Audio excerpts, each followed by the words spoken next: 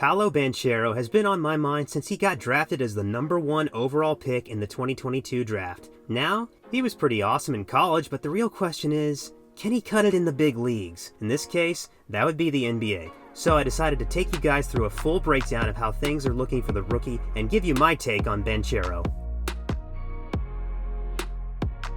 First up, was Banchero worth it or a bust? Okay, so every good breakdown needs a bit of an overview before we dive into the details, right? In our case, let's check out whether Banchero was a good signing for the Orlando Magic. So far, things have been looking pretty good for Banchero. He's been hitting double digits in almost every game he's played this season. That's a pretty big achievement for a rookie. The fact that he managed to become just the 10th player in NBA history to score at least 25 points, get 5 rebounds and 5 assists in their debut game speaks volumes about the kind of player he is. The kid has the talent to make it big, though how he chooses to use that talent is totally up to him. He's barely been in the NBA for a full season and he's already on a list with insane ballers like Kareem Abdul-Jabbar and LeBron James is mind-blowing. He also managed to join another exclusive NBA baller list by becoming the youngest player to be able to score 20-plus points in their first 3 games in the NBA. So overall, no matter how you look at it, the kid has been an awesome signing for the Orlando Magic. At least until now. There's no telling how things are going to go for the Magic as the rest of the season gets underway. I hope for Magic's sake Banchero keeps on posting high scores, because he seems to be the only thing working for them right now. Next up, everything Banchero has done right. The one thing I picked up on immediately after just a few games of watching Banchero was his ability to get to the free throw line. That's a skill in itself. I mean, think about it. It's free, uncontested buckets. Banchero seems to have an uncanny ability to draw out fouls even when his opponents are trying their hardest not to. So far, he's managed to reach the free throw line in a whopping 26 times this season. That's the 5th most in the league, behind players like Ja Morant, DeMar DeRozan, Jimmy Butler, and Joel Embiid. The best part is, he doesn't waste any of these chances. The kid's managed to drain 21 buckets out of the 26 times he's walked up to the paint.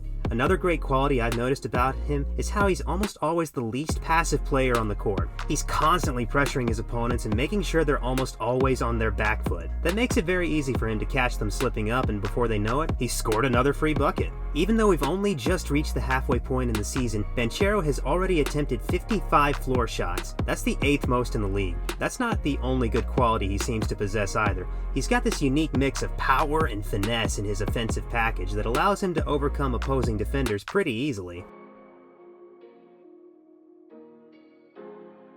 Coming up, what does he need to work on?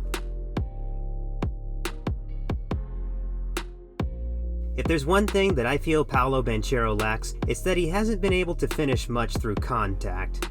Now, what I mean by that is, though he's been able to drain almost every single bucket he's been awarded from the free throw line, he hasn't been able to convert a bucket after being fouled while taking a shot much. He's been able to do this just twice this season. One of those times was when he put Corey Joseph on a poster. I wouldn't want to be that guy after getting dunked on so badly. Anyways, getting back to the topic on hand, one of the main things that his coaches in college thought he could improve on was his defense. Now, I know what you're thinking. Whoa, hold up. A basketball player with bad defense? How is he even in the NBA? Okay, so I may have overstated how bad his defense is. Look, there's no denying that he's managed to come a long way since his college days, and his defense has improved. It's not at Giannis level yet. Now, before y'all go ahead and roast me in the comments, it's not all bad. From what we've seen so far this season, his opponents are shooting 41% when he's been the closest defender. So if you're an NBA player, you've got a 41% chance of draining the bucket and a 59% chance of bricking it. I don't know about you, but I don't like those odds. Moving on, let's break down his stats so far this season. Alright, this is the part of the video that all you basketball nerds have been waiting for. We're finally going to dig into the stats and get some math done. The first stat we're going to take a look at is the number of times he's made it to the free throw line. He's currently made it to the paint a whopping 26 times. This dude has managed to hit double digits on free throws alone. He's a literal menace on the court. Another stat that I think is pretty important to look at is the shot distance he's been averaging. So, according to Second Spectrum tracking data, Banchero's been shooting from an average distance of 11.9 feet. Now, I know what you're thinking. For us normies, that's a hell of a long distance to shoot at the basket from. Still though, jokes aside, among players who've attempted at least 40 shots this season, that's the 5th farthest away from the basket. Elite players like Ja Morant, Joel Embiid, and Gilgeous-Alexander are the only peeps ahead of this man. The final stat that I think is worth mentioning is how helpful his passes have been for his teammates. See, at this point in the season, his teammates have made 53% of their shots after receiving a direct pass from Banchero. So, not only is he dropping double digits every game, he's making sure his boys keep draining buckets too. Next up, what does his coach have to say about him? Now behind every great player is an even greater coach. That isn't some weak-ass movie quote, it's a proven fact. So naturally, hearing what his coaches have to say about him will help us get an even better perspective on what this kid can go on to do in the future. Now, we're fortunate enough to get some info from the Magic's head coach, Jamal Mosley himself. Mosley had quite a bit to say about Banchero. He talked about how he's observed that Banchero will always try to do the right thing. Now, I know that this probably doesn't make sense to a lot of you. What he's trying to say is that Banchero won't act selfish and every move he pulls on the court will be for the betterment of his team. He talked about how there are certain expectations everyone holds from him considering he was, after all, the #1 overall pick in the 2022 draft. So everybody kinda expects him to be on his A game at all times. That kind of pressure can get to a person, though from what I can tell, Banchero has been handling it quite well. Coming up, what's his impact on the Orlando Magic been like?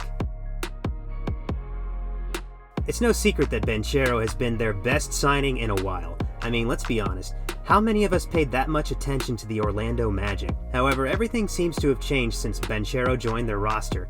I mean, yes, admittedly, they're still not a championship-level team, but they're well on their way. He's had an impact on his teammates for the better. Like I said earlier, his teammates managed to make 53% of their shots when they receive a pass from him.